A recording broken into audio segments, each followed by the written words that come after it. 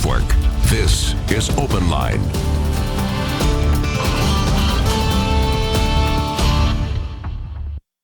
Hello, everyone. Welcome to Open Line. We are going to delve into what has been a tough topic, certainly one with a lot of debate. We're talking about the fairgrounds. Where do things stand with the fairgrounds right now? Of course, the soccer stadium is due to be put there at the fairgrounds. There's some that oppose that, and we're going to be talking to a couple of people who do. We have Jim Roberts, an attorney, and Duane Dominy, former Metro councilman. Mr. Dominy, thank you for being here. And Jim Roberts, thank you for being here. Glad to be here. Attorney Jim Roberts, who are you representing at this point? Well, there's several parties that have come forward to try to help save the fairgrounds. We have an organization called Save Our Fairgrounds. It's been around for about a decade, whose sole purpose has been to protect the fairgrounds from this sort of mismanagement, this sort of destruction. But we also represent the taxpayers of Davidson County, this is a terrible deal for Davidson County. We're about to lose a very important historical asset, really for no good reason, just to enrich people who are already worth billions. And so there needs to be a stop to this. And so people came to me and said, will you please help us? And I did. And Duane Dominy, former Metro councilman. Yes. Who are you representing? Same group, or how are you in this? Well, I'm here as the president of the Save Our Fairgrounds Organization. I'm also a consultant for the Nashville Flea Market Vendors Association, who have a different interest in the Save Our Fairgrounds group. Theirs is more focused on their livelihood through the Flea Market Association. And as a former council member, I have a responsibility to ensure our government follows its own laws and charter. Now, this has moved forward, right? I mean, there was a big debate about will we provide certain incentives, and that has all passed, and as I understand it, it has moved forward.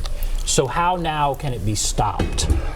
Well, I was going to say, you have to understand, to go back a little history a little bit, what the people who were trying to push this through Metro did is keep all the details secret, really up until about a week before the council voted back in September of 2018. And then they sprung it on us. There are many major details to this project that were never disclosed, never admitted to.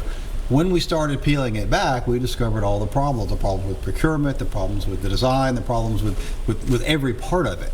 And that fraud has sort of leaked out over time. The original lawsuit was to stop this, to say that the new uses, we call them, were going to destroy the old charter protected uses. And we're still litigating it. That case is still ongoing. Metro did win one small issue. We took it to the Court of Appeals and got them reversed fully. I mean, we had total victory at the Court of Appeals. We expect that lawsuit to go on for years. We're going to fight them forever on this because what they're doing is wrong.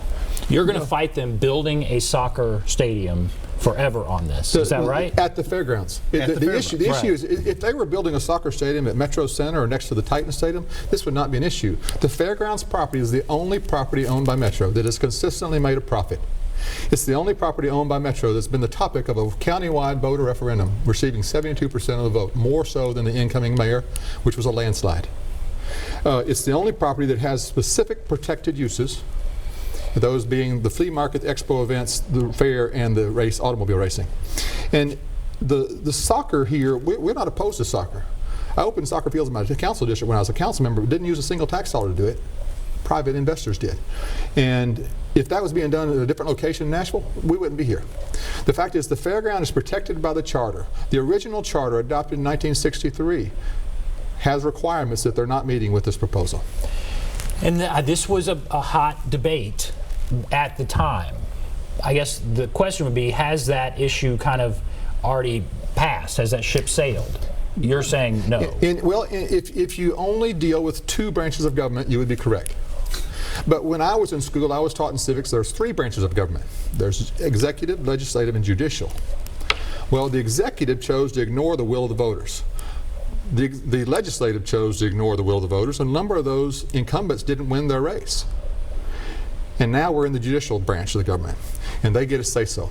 And so we think ultimately the court has to read the charter and those requirements. We can discuss those if you want, what those are.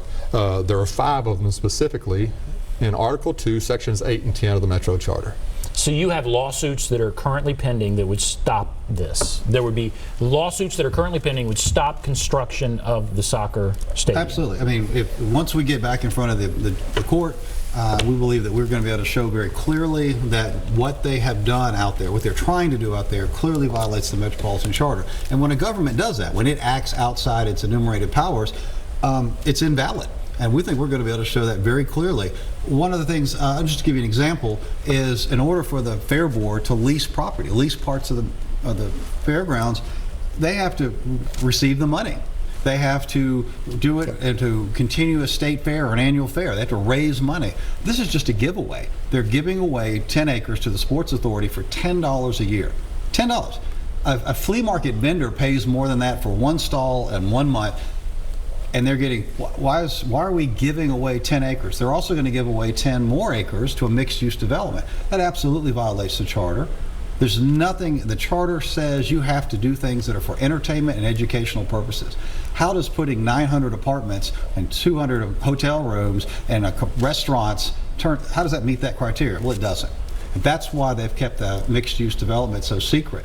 The rent they're charging on the mixed-use development is ridiculously low. Well, they're going to make 10 to 15, maybe $20 million a year on that piece of property, and they're going to pay the fairgrounds maybe $200,000, and probably not even that. And much. that rent is offset by the parking revenue they collect for non-soccer events on the property that they're not renting. The property of the fairgrounds property as a whole, they're getting to collect parking from property they're not renting and pay to offset the rent on the property that they claim they're renting. So they're going to build a soccer stadium and then the mixed use. That's right. That's what they plan to build. That's what they're trying to do. Will they keep the flea market? Will they keep some of the other things that have made the fairground the fairground? They can't. No, they can't. They need every parking space out there. When have you ever gone out to the fairgrounds and said, you know, there's just too much parking out here? Never. And they're taking away almost 2,000 parking spaces, which is about 40% of the available parking. And when Metro looks in your eye and says, oh no, there's going to be plenty of parking, they're just lying. They can't do it. Their solution to the lack of parking is to say park on the street, which they can't do because it would obstruct emergency vehicles. They cite a few lots that are up to a mile away. They say, well, people can park on those lots a mile away. They have no leases, no contracts to use that. It's other people's property. They even suggested they could park at the Titan Stadium and shuttle people to the fairgrounds. Mm-hmm. It's not supposed to work. That's because they say, well, within 2 miles of the fairgrounds, there's all these thousands of parking spaces. But people aren't going to come to an event at the fairgrounds and shuttle 2 miles. So you feel like if this deal goes forward, and it has passed in the council, if this deal kills the fairground, is that what you're saying? Ultimately, it impacts negatively all the protected uses. Okay. Because there is not adequate parking for those protected uses to exist and operate. The fact that they're proposing apartments 25 feet from the racetrack. That's a security issue. There's no public venue that allows parking garages or apartments within 100 feet. Sometimes it's 300 feet. And so they're doing that. It creates a problem for the safety of the patrons attending races, as well as the people in those apartments in the event they build them. I don't anticipate them building them because what they propose violates the city charter. Okay. Is there a way you feel like this could work itself out? Is there a compromise here? Is there a way Metro could build a soccer stadium out there at the fairgrounds and save our fairgrounds would be satisfied? We spent a long time discussing that with them in meetings before all this came to light. And to say that the discussions were less than genuine would be an understatement. But also, let me add this. It's not that you couldn't put a stadium at the fairground. You could put almost anything there as long as it was consistent with the requirements of the charter. Exactly. In order to do that, the Fair Board would have to get all the revenue from the soccer games. They'd have to get all the concessions. Would have to go through the Fair Board to get all the licensing rights and the broadcast rights. All those things that MLS is never going to give away, because they're not going to do the deal unless they can cheat, or I shouldn't say cheat, unless they can extract all that money out of the fairgrounds. MLS is not going to want to be there. That's why it's valuable to them. If the Fair Board was getting a fair deal, then we wouldn't have an objection. Right. It's because this deal is so bad for the Fair Board and for the fairgrounds and for the taxpayers, Right. it has to be stopped. In fact, the language of the resolution that approved the initial funding for the proposal uses the word inducement. That the city intends to offer as an inducement 10 acres for free to the promoters of the stadium. Now, I looked up the word inducement, and I encourage your viewers to do that. It means bribe. That's the #1 definition of inducement. It doesn't sound as nice if you say the city intends to offer as a bribe 10 acres worth $20 million. Or a payment, right? I mean, I guess it could be a payment, or well, it is a payment to encourage to come. But yeah, okay, that's. If the deal was so good for the soccer stadium, why do they offer $20 million inducement to the promoters?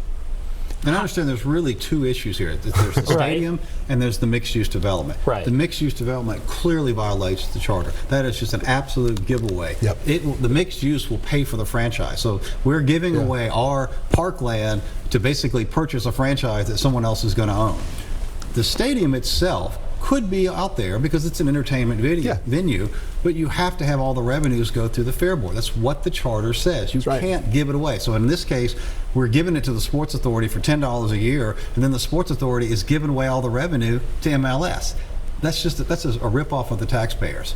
If having a franchise is such a good idea, then Metro ought to pony up the money, buy the franchise, and then we'll get all the money. We'll have the money for the city if it's such a good idea. But don't give away our parklands, our fairgrounds, to enrich a billionaire. I'm sorry.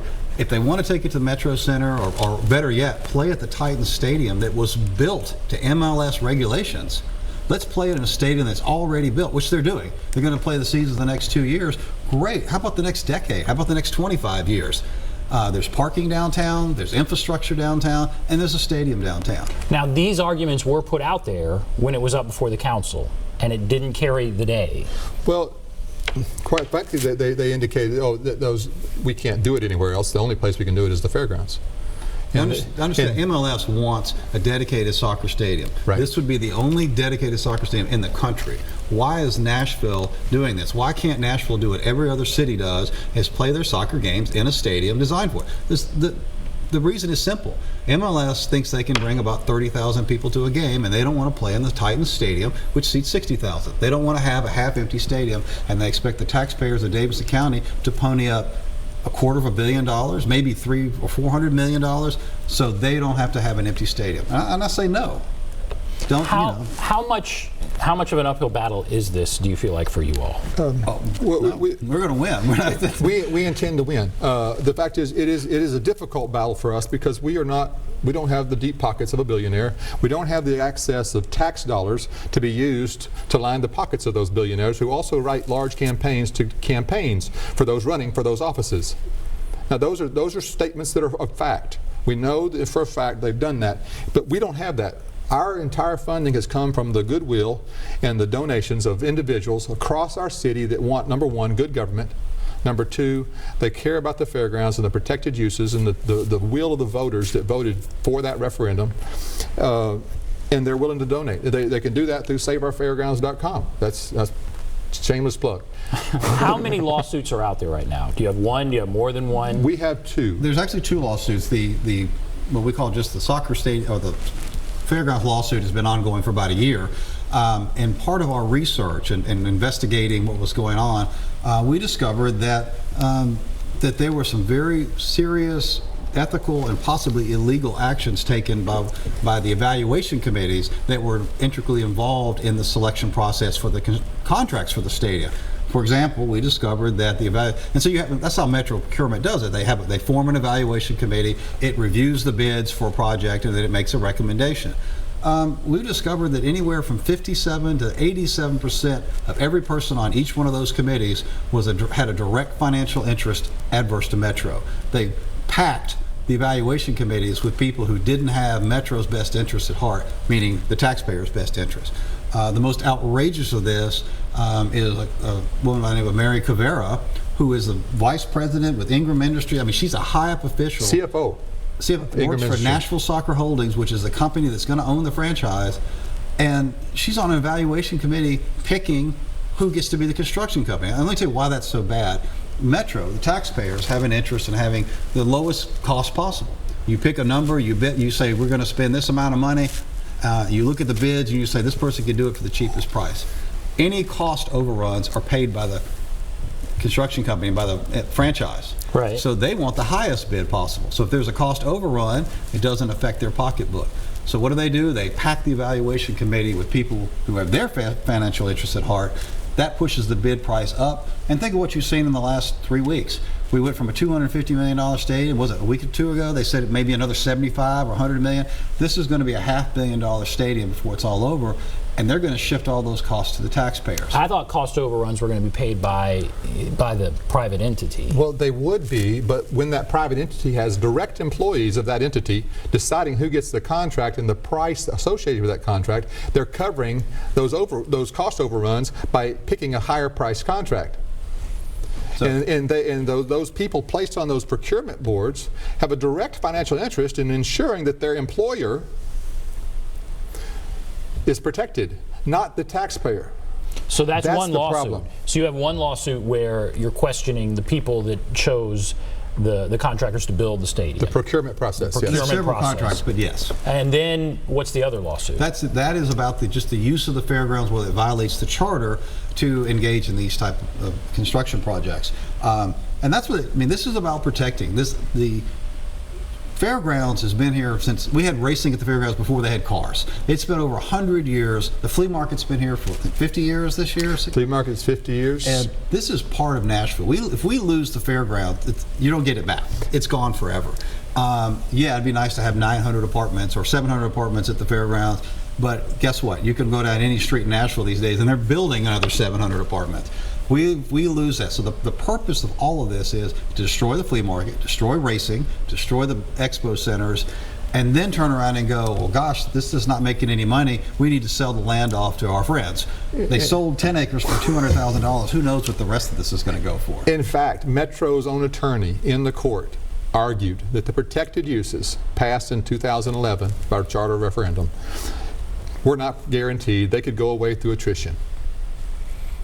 And that's what their actions indicate they're trying to do. Okay, so you think they're intentionally trying to set something up that'll destroy the fair? No doubt at all. That's his intention. Well, all right. Let me take a call before you go to break. Let's go to Marcus here. Hello, Marcus. Good evening to you guys. How you doing? Fine. Good. What's on your mind?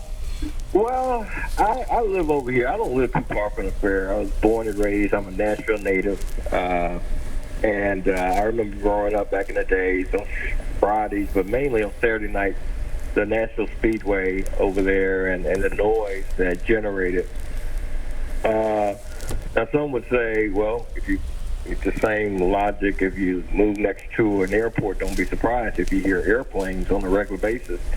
Well, I could say, and people could say the same thing, don't move next to or near a speedway when you don't like the sound of cars racing.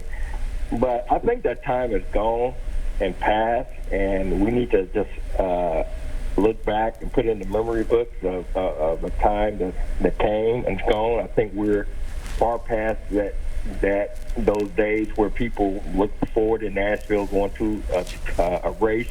I think most of the time those people come from surrounding counties or from neighboring states who want to see that. I don't think I think we have the speedway out there in Wilson County, that small track they got out there, that NASCAR track. But basically, I think it's honky and hickey to have that over there in these days and times. And I think we need to be looking, toward other things as far as trying to get that whole area developed and moving and join the rest of our growing metropolis. All right, well, let's talk about that. Okay, so he thinks it needs to. Well, you heard what he said. What do you think? I guess he was one of the 28% of the people who voted against it. In fact, that council district voted 69% for the voter referendum to protect the automobile racing, protect the fair and the flea market and expo events. That council district. So the neighborhood he lives in, 69% of them supported those events. And I understand there's folks that view automobile racing as hicky, as the term he used. That may be what some of the issue is. It's not the status, but some folks like to watch baseball, some like football, some like soccer, some like automobile racing. And automobile racing is the only charter protected sport in our city. Mm-hmm. And there's also no other venue for this, too. I mean, that's right. If you look at what this Fairgrounds gives us, it gives us a expo centers for not big events that would go down to the convention center downtown, smaller events, bead shows, reptile shows, animal shows, and a lot of smaller shows that add quality of life to this city. You may not like racing. I'm not a big race car guy, I have to admit. I'm sort of fascinated by it, but I'm also, it seems sort of loud. But I didn't live next to it. It's opportunities for other things. They used to have gun shows. They used to the state fair goes there. All of these things that need a venue that can't go downtown. That can't, we send them to Wilson County or Wilson County, we lose them. Why not keep those things? Yeah, why not keep those things for the people of Davidson County? What's the rush to destroy those venues? And the rush is to give this land away to people who already have billions of dollars. That's every bit of this is driven by the mixed use. Please understand that. The stadium is almost a secondary issue here. It's about getting a toe in the door to destroy the fairgrounds through mixed use. When they build those apartments and they build those hotel rooms, the first thing they're going to say is, there's a lot of noise here. They'll build them 25 feet from the racetrack and then complain about the noise. I promise you that's about to happen. That's their goal. All right, well, let's take a break. We have a couple people online. Hold on. We'll take your call. Ann, Mookie, others, hold on. And there's a number if you want to call, 615-737-PLUS, 615-737-7587. Take a break. Be back right after this.